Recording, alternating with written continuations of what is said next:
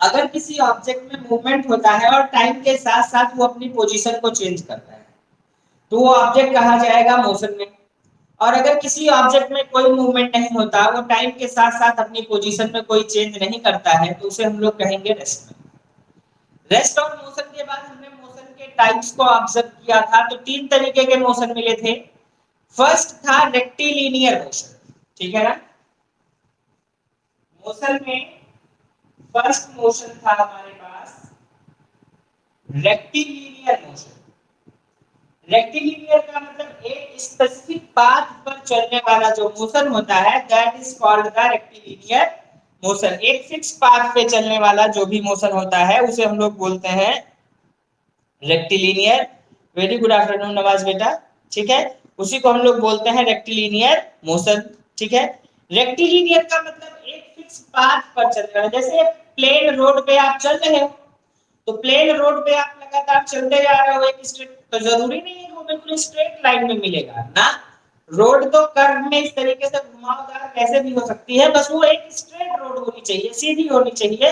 हो सकता है आप यहाँ से चलना शुरू करो तो उस रोड की डायरेक्शन भी कुछ ऐसी हो और आपको वो यहाँ ले जाकर के पहुंचाए। तो बेटा भले ही रोड इस तरीके से जा रही है, लेकिन ये कैसा मोशन कहा जाएगा? Rectilinear motion. कैसा मोशन कहा जाएगा? Rectilinear motion. अब चलिए आगे देखिए, ये हो गया रेक्टिलिनियर मोशन, ठीक है। दूसरा होता है आपके पास सर्कुलर मोशन, ये फर्स्ट था। सेकंड होता है सर्कुलर मोशन। क्या होता है? Circular motion. सर्कुलर मोशन का मतलब एक सर्कुलर पाथ पे चलने वाला जो ऑब्जेक्ट होता है उसके मोशन को हम सभी लोग बोलते हैं सर्कुलर मोशन। एक सर्कुलर पाथ पे चलने वाला जो ऑब्जेक्ट होता है उसके मोशन को हम सभी लोग बोलते हैं सर्कुलर मोशन, ठीक है। और फिर होता है ऑस्किलेटरी मोशन।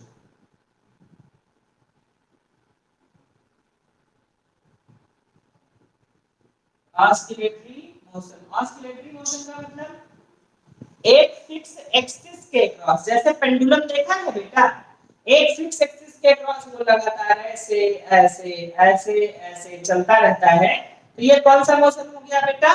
ऑस्किलेटरी मोशन, ठीक है। अब मोशन के ये थ्री टाइप्स हमने देखे, ठीक है। अब उसके बाद चैप्टर में चलते हैं और सबसे पहली चीज जो हमें मिलेगी वो क्या होती है? सबसे पहली चीज हमें मिलेगी पॉइंट ऑब्जेक्ट। पॉइंट ऑब्जेक्ट और पॉइंट मास क्या होता है देखिए। तो देखिए पॉइंट ऑब्जेक्ट या पॉइंट मास आपके पास क्या होता है? किसी ऑब्जेक्ट को पॉइंट ऑब्जेक्ट कब बोलेंगे? Any object is said to be a point object when its size is much more smaller than the path traveled by it. अगर कोई ऑब्जेक्ट कोई पाथ ट्रेवल कर रहा है और उसके थ्रू ट्रेवल किए गए पाथ की कंपैरिजन में, उसके थ्रू ट्रेवल किए गए पाथ की कंपैरिजन में जब उसकी साइज बहुत छोटी हो, जैसे समझिए एक बस यहां से लखनऊ जा रही है, तो बेटा यहां से लखनऊ की जो डिस्टेंस है वो कितनी है? यहां से लखनऊ की जो डिस्टेंस है दैट इज 90 किलोमीटर, ठीक है। Raebareli to Lucknow is 90 kilometre and 90 kilometre की कंपैरिजन में वो जो बस है वो 90 मीटर की भी नहीं है, ठीक है ना। 90,000 की कंपैरिजन में वो बस खुद भी कितनी है? 90 मीटर की भी नहीं। तो ये कैसा ऑब्जेक्ट कहा जाएगा? पॉइंट ऑब्जेक्ट कहा जाएगा। कैसा ऑब्जेक्ट कहा जाएगा?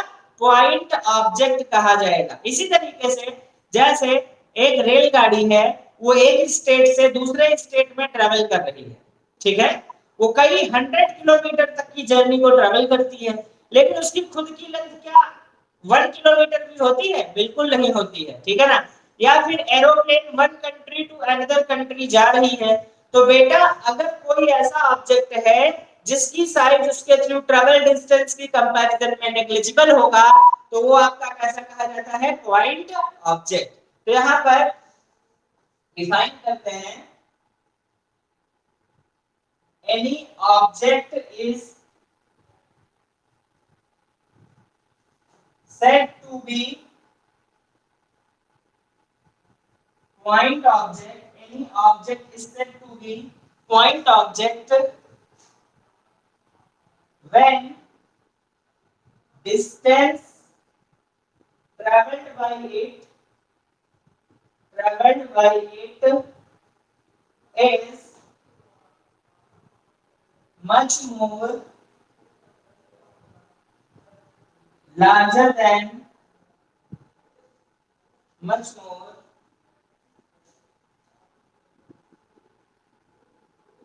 larger than that of its size. That of its size. Any object is said to be point object when distance traveled by it is much more larger than that of its size. जब इसकी size से उसकी distance बहुत ज्यादा होती है, उसकी distance travel बहुत ज्यादा होती है, तो then that is known as the point object or point mass. अब इसके एग्जांपल्स देखिए. A train or plane traveling a distance of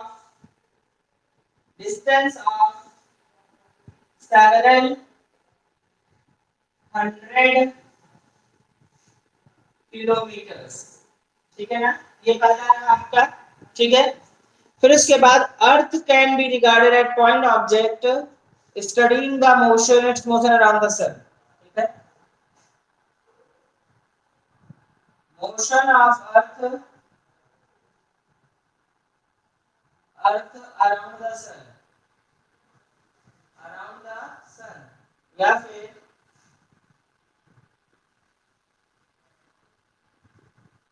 motion of moon around the earth. ये हो गया. तो यहाँ पर आप क्या देख रहे हो, जो आपका सन होता है जब वो मून के क्रॉस जो अर्थ है वो सन के क्रॉस रिवॉल्व कर रही है, तो जितनी डिस्टेंस वो ट्रेवल करती है बेटा, उसकी साइज की कंपैरिजन में वो डिस्टेंस बहुत ही ज्यादा लार्जर होती है. ठीक है, तो उसे हम लोग बोलते हैं क्या, पॉइंट ऑब्जेक्ट. क्या बोलते हैं, पॉइंट ऑब्जेक्ट बोलते हैं. फिर उसके बाद नेक्स्ट केस में दिया गया motion of moon around the earth. Motion of moon around the अर्थ का मतलब क्या है,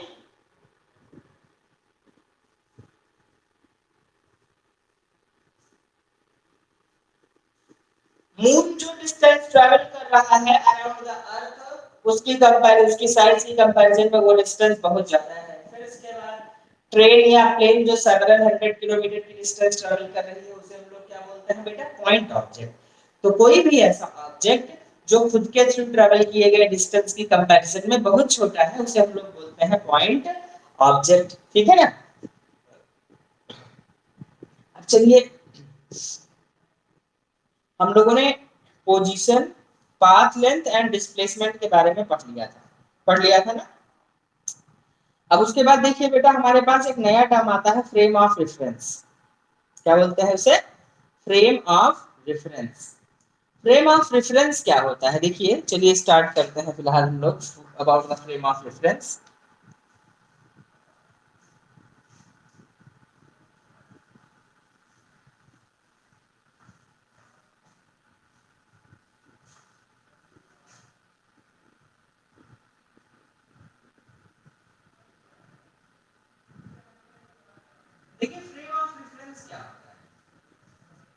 फ्रेम ऑफ रेफरेंस क्या होता है, समझिए इस चीज को बेटा. फ्रेम ऑफ रेफरेंस होता है, अरे वाह वेरी गुड, असी एंड अनंत दास दोनों लोग हैं नए स्टूडेंट्स हैं, वेरी गुड. ठीक है, तो देखो बेटा, फ्रेम ऑफ रेफरेंस क्या होता है, प्रैक्टिकली इस चीज को समझिए. अगर हम किसी बस के अंदर बैठे हुए हैं और बस चल रही है, ठीक है, तो हमें क्या लगता है कि बस रेस्ट में है और हमारी सराउंडिंग क्या है बेटा, मूव कर रही है. हमारी सराउंडिंग क्या है बेटा, मूव कर रही है. तो ये एक फ्रेम ऑफ रेफरेंस, यानी जहां जिस पोजीशन से हम किसी ऑब्जेक्ट के मूवमेंट को जज करते हैं, उसी को हम बोलते हैं फ्रेम ऑफ रेफरेंस. अगर दूसरी चीज बोले तो अगर उसी बस को, जिस पे हम बस के अंदर बैठे थे तो हमें रेस्ट में लग रही थी, जब उसी बस का ऑब्जर्वेशन हम बस के बाहर से करते हैं तो हमें क्या लगता है कि दैट बस इज इन मोशन, वो बस जो है वो किसमें है, मोशन में, और आप किसमें हो, रेस्ट में। तो यहाँ पर ये क्या होता है बेटा, ये फ्रेम ऑफ रेफरेंस का कॉन्सिक्वेंस है। फ्रेम ऑफ रेफरेंस फिर से समझिए, दैट स्पेसिफिक पॉइंट, एक ऐसा पॉइंट जहां से आप किसी मोशन का ऑब्जर्वेशन कर सकते हो, that is known as the frame of reference. एक ऐसा पॉइंट जहां से किसी मोशन का ऑब्जर्वेशन किया जाता हो, उसी को हम लोग बोलते हैं फ्रेम ऑफ रेफरेंस, उसी को हम लोग बोलते हैं फ्रेम ऑफ रेफरेंस। तो ये एक सिंपल सा फंडामेंटल आप लोगों के लिए होता है। तो चलिए पहले इसको हम डिफाइन करते हैं, फिर समझेंगे।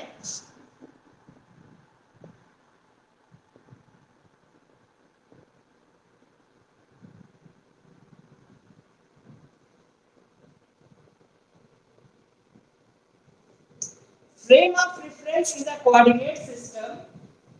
देखो कोऑर्डिनेट मतलब समझिए, कोऑर्डिनेट का मतलब क्या, कोऑर्डिनेट का मतलब बेटा बिल्कुल भी ये नहीं है कि आप किसी पोजीशन, मतलब जैसे आप किसी जगह पर बैठ करके किसी ऑब्जेक्ट के मोशन को जज कर रहे हो, तो जहां पर आप बैठे होगे किसी एक की जगह पर, वो भी तो एक कोऑर्डिनेट के थ्रू ही रिप्रेजेंटेट किया जाएगा। तो यहां पर आप बताते हो it is a coordinate system, it is a coordinate system which tells about the position, displacement, acceleration or situation of any object, ठीक है ना। तो it is a coordinate system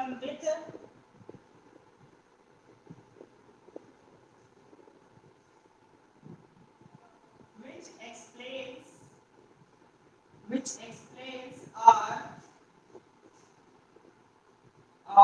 observe the, it is a coordinate system which explains or observe the position, acceleration or position, acceleration or displacement of an object, or displacement of any object, किसी object की position के बारे में, displacement के बारे में या acceleration के बारे में, जो कोऑर्डिनेट्स रिप्रेजेंटेट करते हैं उन्हीं को हम बोलते हैं फ्रेम ऑफ रेफरेंस। यानी कि आपके रिस्पेक्ट में किसी दूसरे ऑब्जेक्ट में क्या मूवमेंट हो रहा है, इसी को हम लोग क्या बोलते हैं, कोऑर्डिनेट सिस्टम या फिर frame of reference. Frame of reference के बदलने के साथ साथ किसी ऑब्जेक्ट का मोशन, डिस्प्लेसमेंट, पोजीशन और एक्सीलरेशन भी चेंज होता है। जैसे कोई मूविंग ऑब्जेक्ट है, आप उसे बाहर से देख रहे हो तो वो मूव कर रहा है, लेकिन जैसे ही आप उसके अंदर आकर के बैठे, आपको सराउंडिंग मूव करती हुई दिखाई देती है, आपको सराउंडिंग मूव करती हुई दिखाई देती है। तो यहाँ पर ये क्या मिला बेटा आपको, ये प्रैक्टिकली आपको दिया जाता है फ्रेम ऑफ रेफरेंस, ठीक है ना। तो ये एक तरीके का कोऑर्डिनेट सिस्टम होता है जो किसी ऑब्जेक्ट की position, motion, velocity, speed, acceleration, सभी चीजों को क्या करता है, एक्सप्लेन करने का वर्क करता है, ठीक है। अब चलिए देखिए, दो तरीके के होते हैं, एक इनर्शियल फ्रेम ऑफ रेफरेंस होता है और दूसरा non inertial frame of reference. पहला होता है बेटा inertial frame of reference, frame of reference, इसका मतलब क्या होता है, which follows the Newton's first law of motion, Newton's first law of motion, first law of motion, जो न्यूटन के फर्स्ट लॉ ऑफ मोशन को फॉलो करता है वो इनर्शियल फ्रेम ऑफ रेफरेंस। क्योंकि न्यूटन का फर्स्ट लॉ क्या होता है, law of inertia. Law of inertia ने क्या बताया कि वो ऑब्जेक्ट जो मूव कर रहा है वो तब तक मूव करेगा, और जो ऑब्जेक्ट रेस्ट में है वो तब तक रेस्ट में रहेगा जब तक उस पर कोई एक्सटर्नल फोर्स ना लगाया जाए। समझिएगा, the object which is in state of rest remain in rest, and the object which is in state of motion that remain in motion unless an external force acts on it. जब तक उस पर कोई external force work नहीं करेगा तब तक किसी भी तरीके से उसमें कोई चेंज नहीं होगा। इसी को हम लोग बोलते हैं क्या बेटा, इसी को हम लोग बोलते हैं इनर्शियल फ्रेम ऑफ रेफरेंस। क्या बोलते हैं, इनर्शियल फ्रेम ऑफ रेफरेंस बोलते हैं।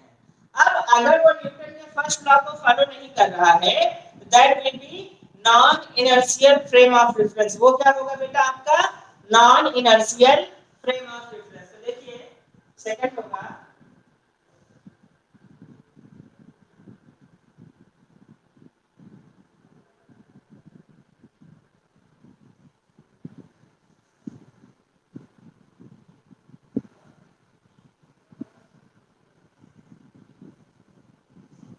Non inertial frame of reference. क्या होता है, non inertial frame of reference होता है which does not follows first law of Newton.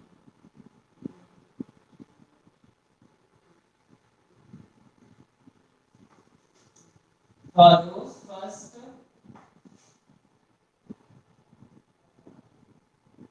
law of Newton, which does not follows first law of Newton। जो Newton के first law को follow नहीं करता है उसे हम लोग बोलते हैं non inertial frame of reference. जिस पे न्यूटन का first law of motion apply नहीं होता है वो नॉन इनर्शियल है। क्यों, क्योंकि वो क्योंकि वो जो है न्यूटन के सेकंड लॉ को फर्स्ट लॉ को फॉलो नहीं कर रहा। तो बेटा ये देखिए फ्रेम ऑफ रेफरेंस हमने देखा ना, किसी मोशन को ऑब्जर्व करने का प्लेस या पोजीशन या कोऑर्डिनेट, किसी मोशन को ऑब्जर्व करने का प्लेन, पोजीशन और कोऑर्डिनेट्स ये जो होते हैं वो क्या कहा जाता है, फ्रेम ऑफ रेफरेंस। क्या कहा जाता है, frame of reference. Frame of reference का मतलब मैंने बताया ना कि ये बदलते रहते हैं, जैसे जैसे ये बदलता है वैसे वैसे किसी ऑब्जेक्ट की पोजीशन वगैरह में भी चेंज होता है, स्पीड में चेंज होता है, उसके मूवमेंट में चेंज होता है। अगर आप उस ऑब्जेक्ट के ऊपर, ट्रेन के ऊपर बैठे हो तो आपको लगेगा कि सराउंडिंग मूव कर रही है, और बाहर बैठे हो तो ट्रेन मूव करती हुई दिखाई देगी। तो बेटा ये फ्रेम ऑफ रेफरेंस के चेंज होने का ही कॉन्सिक्वेंस आपका होता है, ठीक है ना। और दो तरीके के होते हैं, कुछ ऐसे होते हैं जो न्यूटन के फर्स्ट लॉ को फॉलो करते हैं, लॉ ऑफ इनर्शिया को, उन्हें हम लोग बोलते हैं इनर्शियल फ्रेम ऑफ रेफरेंस। और कुछ ऐसे होते हैं बेटा जो न्यूटन के फर्स्ट लॉ को फॉलो नहीं करते, उन्हें हम लोग बोलते हैं non inertial frame of reference. अब इसके बाद देखिए यहाँ पर डिस्प्लेसमेंट आपको बताया जा रहा है कि डिस्प्लेसमेंट, और कल हम लोगों ने डिस्प्लेसमेंट और डिस्टेंस के बारे में ठीक ठाक चीजें पढ़ी थी, ठीक है। तो हमने देखा था कि जो डिस्टेंस और डिस्प्लेसमेंट होता है उसमें डिस्टेंस जो है वो क्या है, डिस्टेंस स्केलर क्वांटिटी है, और डिस्प्लेसमेंट क्या है आपकी, vector quantity. Distance is scalar quantity and displacement is vector quantity.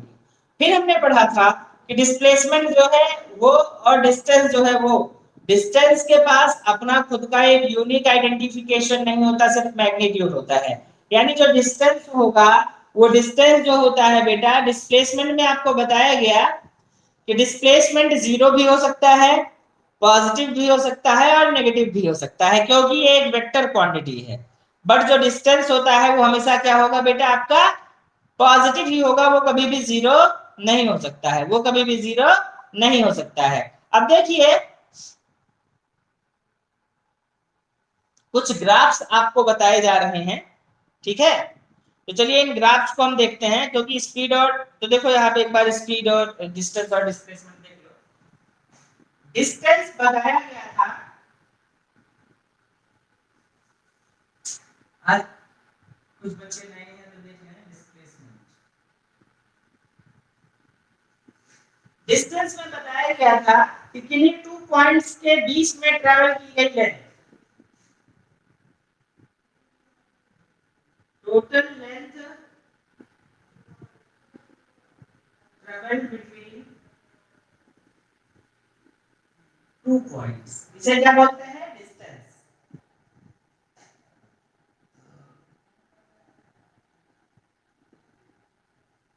Shortest distance between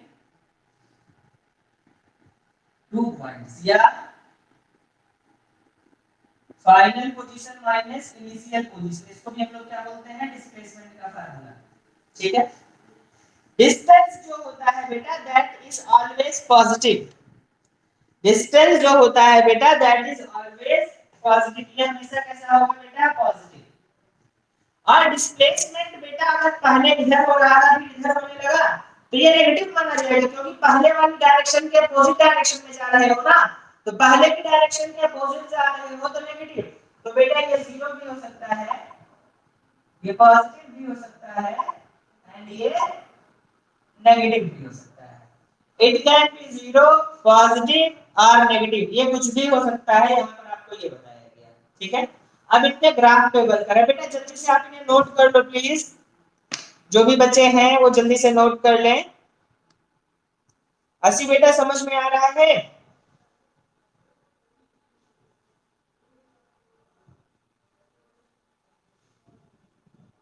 अस्सी बेटा आर यू देयर?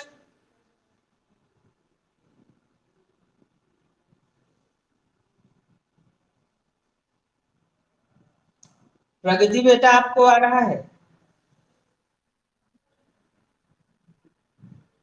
चलिए ठीक है, बहुत अच्छा है, आना चाहिए, वेरी गुड। डिस्पर्स बेटा आपको? गुड।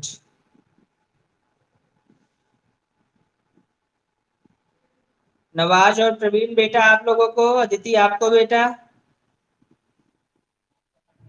चलिए ठीक है, इसको जल्दी से नोट करिए बेटा, तो इसका ग्राफ बनाते हैं, ठीक है ना, इसका ग्राफ बनाते हैं और फिर तुरंत आगे बढ़ते हैं।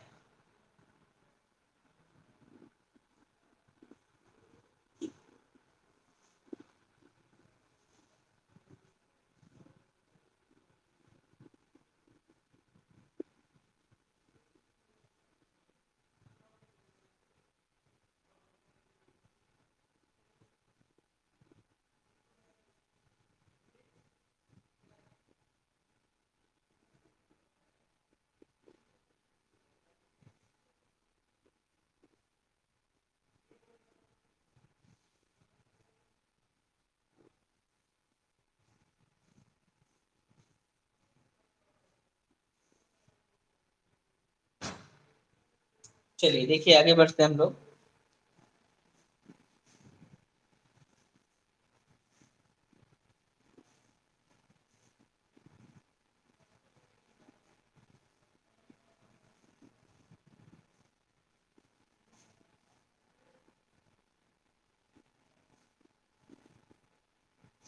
देखिए uniform motion in a straight line, uniform motion in a straight line, तो देखो बेटा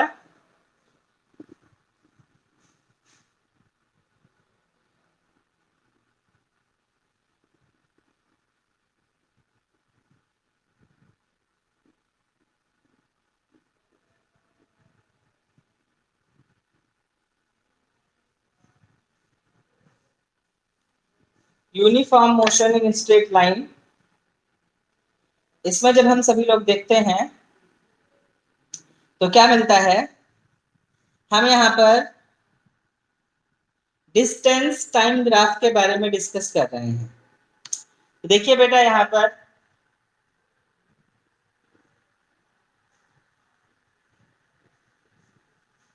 डिस्टेंस टाइम ग्राफ या फिर इसे हम dt ग्राफ भी बोलते हैं, तो ये क्या होता है ध्यान दीजिए, अगर आप इसके अक्रॉस चल रहे हो, देखो बेटा यूनिफॉर्म मोशन का मतलब समझ रहे हो कि जैसे जैसे टाइम बढ़ेगा वैसे वैसे ही क्या बढ़ेगा बेटा, डिस्प्लेसमेंट बढ़ेगा। तो अगर हमने यहाँ पर इसको टाइम ले लिया, इसमें सेकंड में,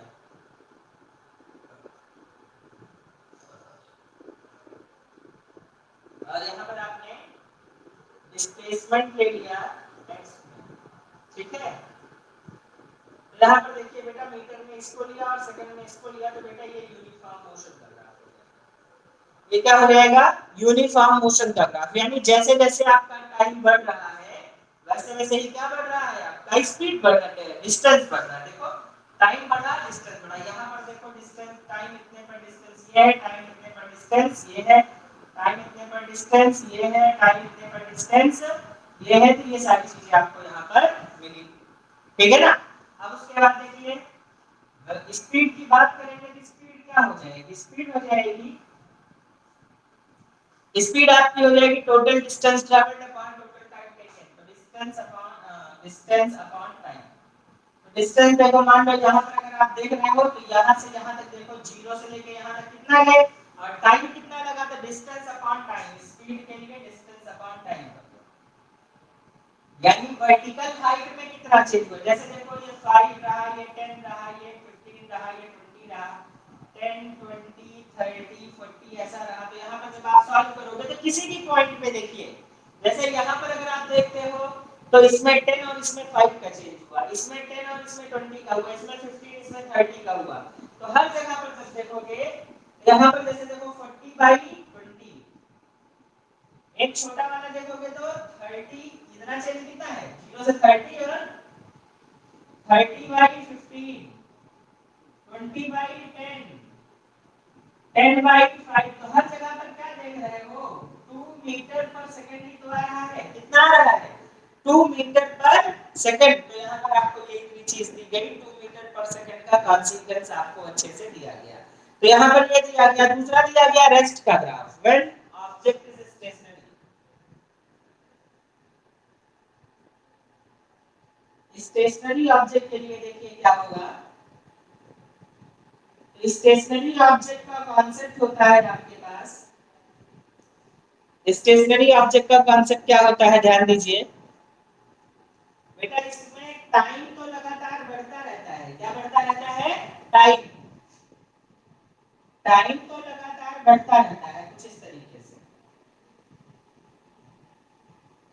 बट डिस्टेंस में देखो, शुरुआत में भी डिस्टेंस यहीं पे थी और लास्ट में भी डिस्टेंस यहीं पे थी। तो बेटा ये स्टेशनरी ऑब्जेक्ट, यानी जब ऑब्जेक्ट किसमें होगा बेटा, रेस्ट में होगा, उसका ग्राफ है। किसका ग्राफ होगा बेटा, जब ऑब्जेक्ट आपका किसमें है, रेस्ट में। तो ये टाइम रहा बेटा आपका किसमें, सेकंड में, और ये क्या रहा आपका डिस्टेंस, मीटर में। लेकिन मीटर में डिस्टेंस में कोई चेंज नहीं हो रहा, तो ये रेस्ट का ऑब्जेक्ट रहा। ठीक है। दूसरा आपको दिया गया uniform motion, non uniform motion का। Object is in non uniform motion. Object किसमें है आपका, नॉन यूनिफॉर्म मोशन में। देखिए नॉन यूनिफॉर्म मोशन में क्या मिल रहा है, नॉन यूनिफॉर्म मोशन में, वेरिएबल मोशन या नॉन यूनिफॉर्म मोशन में बेटा कर्व का ग्राफ मिलेगा। ऐसे भी हो सकता है बेटा, ये क्यों, क्योंकि डिस्टेंस अलग अलग टाइम में क्या हो रहा है, अलग अलग डिस्टेंस ट्रैवल किया जा रहा है। तो ये ग्राफ ऐसे भी हो सकता है, और या फिर ये ग्राफ ऐसे भी हो सकता है कि ऐसे मिल जाए आपको, एक्स रहा, डी रहा मीटर में, और ये रहा टाइम सेकंड में। प्लीज नोट इट, आप जल्दी से इसे नोट कर लें। हालांकि इंपॉर्टेंट, अब इसमें कहा जाए कि अगर किसी पॉइंट पे आपको क्या निकालना है, वेलोसिटी निकालनी है, तो वेलोसिटी के लिए आप स्लोप निकाल लो। स्लोप जो होता है dt ग्राफ का, slope of dt graph, dt मतलब distance time graph. Slope of dt graph जो होगा वो हमेशा क्या देगा, वेलोसिटी और स्पीड देगा। या तो वेलोसिटी देगा या तो स्पीड देगा। अगर वो डिस्प्लेसमेंट होगा, अगर वो डिस्प्लेसमेंट होगा बेटा, तो डिस्प्लेसमेंट में वो क्या देगा, अगर वो डिस्प्लेसमेंट होगा तो वो वेलोसिटी देगा, अगर वो डिस्टेंस होगा तो वो क्या देगा, स्पीड। तो कैसे निकालेंगे इसमें, देखो यहां पर एक टेंजेंट ड्रॉ करो। क्या करोगे, एक टेंजेंट ड्रॉ करो, एक टेंजेंट ड्रॉ करो, और उस टेंजेंट को मिला करके एक राइट एंगल ट्रायंगल बनाओ। चेंज इन हाइट निकालो upon change in base, change in height upon change in base. तो चेंज इन हाइट यहां से और चेंज इन बेस यहां से। बेटा सीधे सीधे कैलकुलेट कर लो, जैसे यहां पे निकाला वैसे ही आपको स्पीड वगैरह मिल जाएगी। जल्दी से नोट करिए बेटा इसे। फिर इसके बाद स्पीड एंड वेलोसिटी पे चलते हैं, जिसमें स्पीड कवर करेंगे, बाकी पिक तो सही सही कर ही किया जाएगा, दोनों को मैं पिक करूंगा।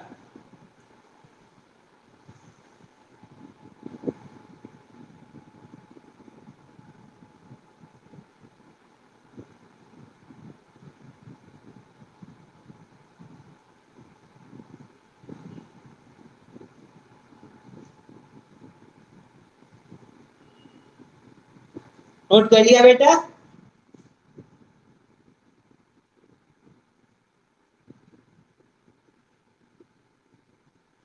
बच्चों नोट कर लिए भैया आप लोग?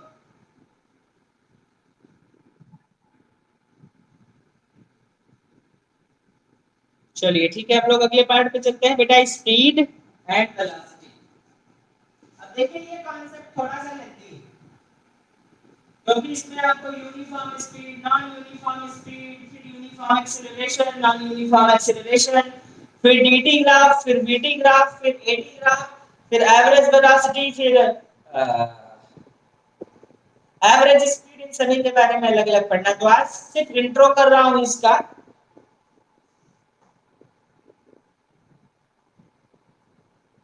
स्पीड एंड वेलोसिटी दोनों में डिफरेंस समझिए बेटा। ये स्केलर क्वांटिटी होती है, क्या होती है? Scalar quantity. यानी आपको सिर्फ ये बताया जाएगा कि कितने सेकंड में कितने मीटर या कितने आवर में कितने किलोमीटर की डिस्टेंस चली जा रही है। लेकिन वेलोसिटी में बेटा ये वेक्टर क्वांटिटी होती है। कैसी क्वांटिटी होती है? Vector quantity. तो वेक्टर क्वांटिटी का मतलब क्या हुआ? वेक्टर क्वांटिटी का मतलब हुआ कि जो वेलोसिटी होती है इसमें स्पीड के साथ साथ डायरेक्शन भी होती है। स्पीड के साथ साथ डायरेक्शन भी होती है। और जो इसमें है बेटा क्या है? सिर्फ और सिर्फ स्केलर क्वांटिटी है।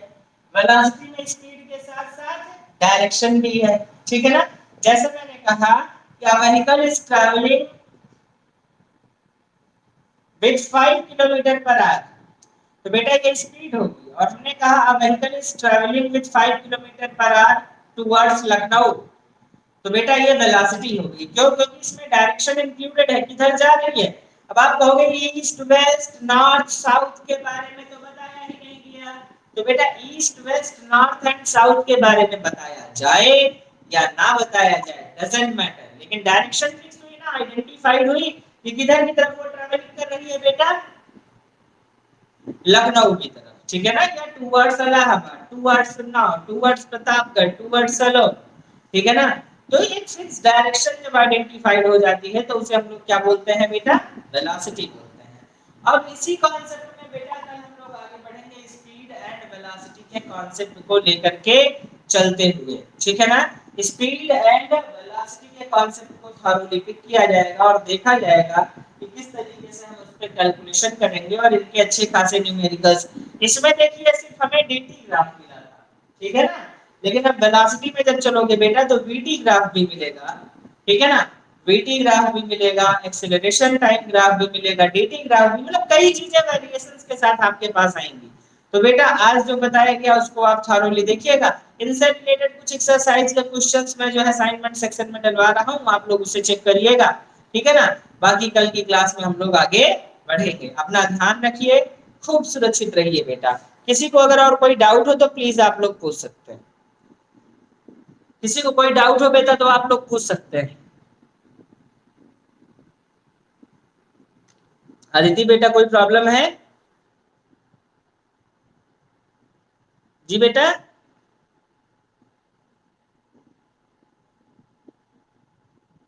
आवाज नहीं आ रही है आपकी। प्रवीण बेटा आपको कोई दिक्कत है? नवाज बेटा आपको? स्पर्श भी आपको? चलिए असी बेटा आपको?